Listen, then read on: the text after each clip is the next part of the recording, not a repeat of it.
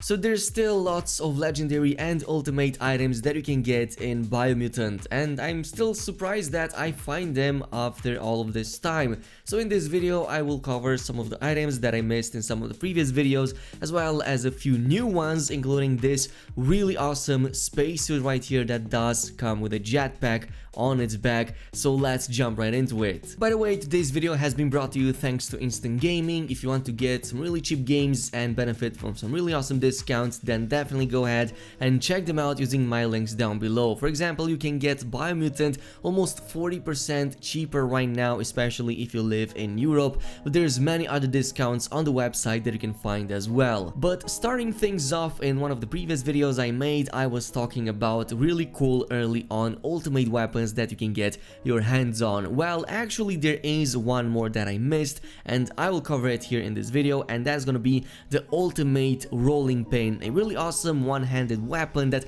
also comes in with really cool fire effects on it. You actually get this from a character called Lamp that you will find right here on this side of the map. So it's going to be located to the east of your starting zone, and yes, you will need a Google light to reach that point, but luckily enough, if you just go around some of these islands, you don't need the level to upgrade for it in case you are lacking it.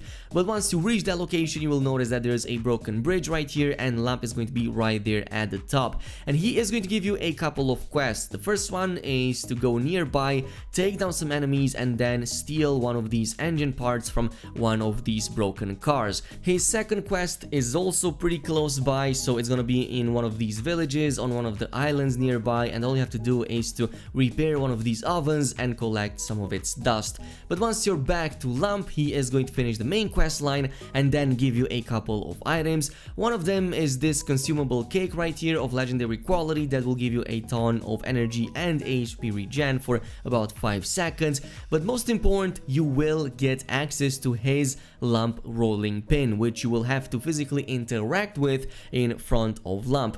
But this is a really awesome weapon. It fits very well with the knockup, by the way, that we covered in a previous video, if you especially play as a dual wielding kind of character. And now you have double incinerating effects on both of these, so you can set pretty much anybody on fire. And I would argue that you can mod it really nicely. It has one modding slot, but you can also change its handle and make it even more powerful. The next weapon is going to be the infected carrot, which is a crush weapon, so you will have to dual wield this, but it looks something like this, and it comes with a biohazard effect on it. You actually get it from Tubesa that you can find right here on this side of the map, so it's going to be located slightly to the southwest of the big tree, or a little bit to the south of the spark plant, which you will visit anyway for a different kind of encounter. But if you head over to this particular house right here, you will notice that there's this NPC called Tubesa that seems to be trying to fish for something. Well, in reality he's not actually fishing,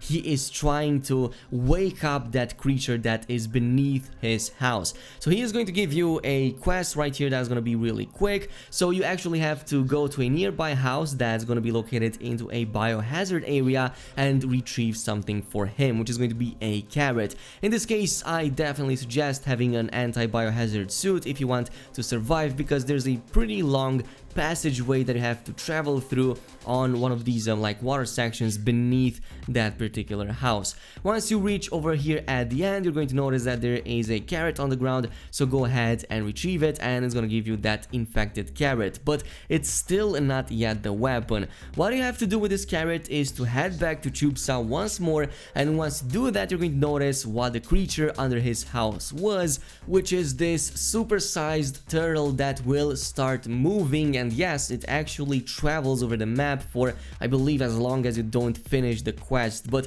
it will eventually stop if you go ahead and talk to Tubesa again, and it will make the turtle to also submerge again under the ground.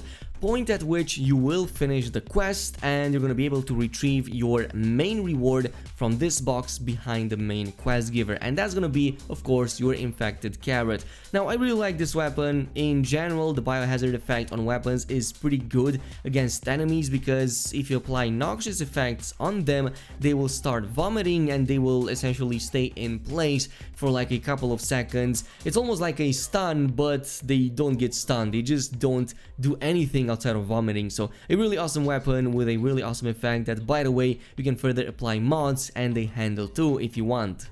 Moving on to number 3, while this isn't the result of any particular quest line, it will require a bit of work to get because it's going to be located onto the northern eastern part of the map. So this is pretty far away from your starting point, but it's one of the only guaranteed legendary drops of really high quality that I was able to find in the game. Like, this is one of the 9-star legendaries that you can get on the map. Probably there's more, so once I find more I will definitely keep you guys posted, but you can find it right here on this side of the map into one of these containers on the side of the only building in that particular location.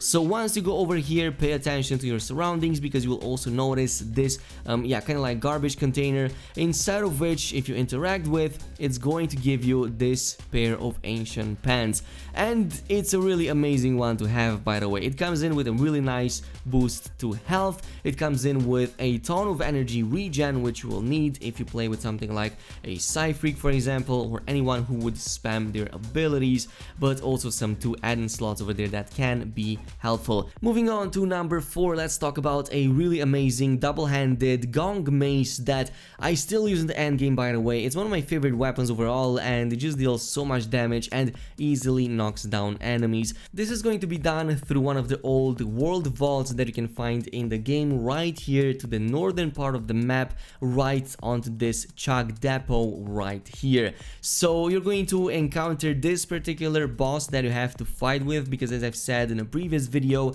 these bosses will drop keys for those old world vaults if you want to unlock them and get the rewards inside. So just pay attention to its ranged shockwave attacks and take a down point at which you will get that key as well. Head over to the vault. There's going to be a second mob right here that you have to defeat, which is this robot, and once it's down you can input the key and enter inside. And here in the middle is where you will get this really awesome Srik gong mace that comes with a couple of very powerful effects. One of them is the glacial effect, so this is one of the best effects in the game. You can essentially freeze enemies, including the bigger brutes and bosses, and this is gonna stun them in place for about a second or so. The second reason is because of that bump perk that makes it super easy to knock smaller enemies onto the ground when you hit them with this powerful weapon. And again, I just love this weapon. I'm using it almost all the time on my Deadeye, and I'm planning to use it on other characters once they get to high levels and I can reach this location.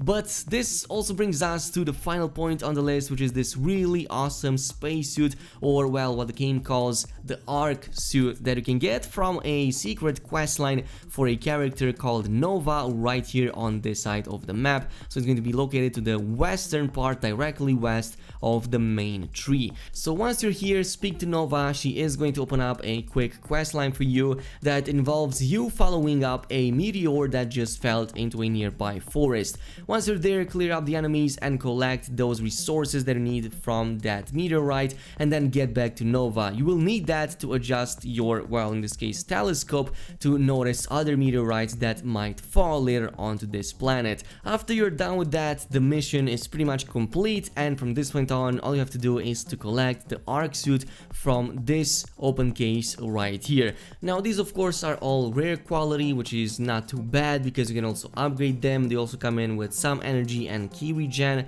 as well as a number of add-in slots, but you also get the Arc backpack, and I was a bit disappointed to find out that this isn't usable in the same way as you use Soul's backpack, for example, or the helipack, both of which will make you fly for a split second or maybe even a few seconds. So I was hoping that this would be the case, maybe in a future update, I don't know, but I really hope that Experiment 101 come in with an update and upgrade this, because it would definitely deserve an upgrade. Maybe even the full Arc suit would deserve an upgrade to maybe at least legendary quality, because it's just so amazing and one of the only outfits in the game that you can find, well, at least from the same location. But this is it with the update. Thanks so much for watching, and I'll see you guys in the next one.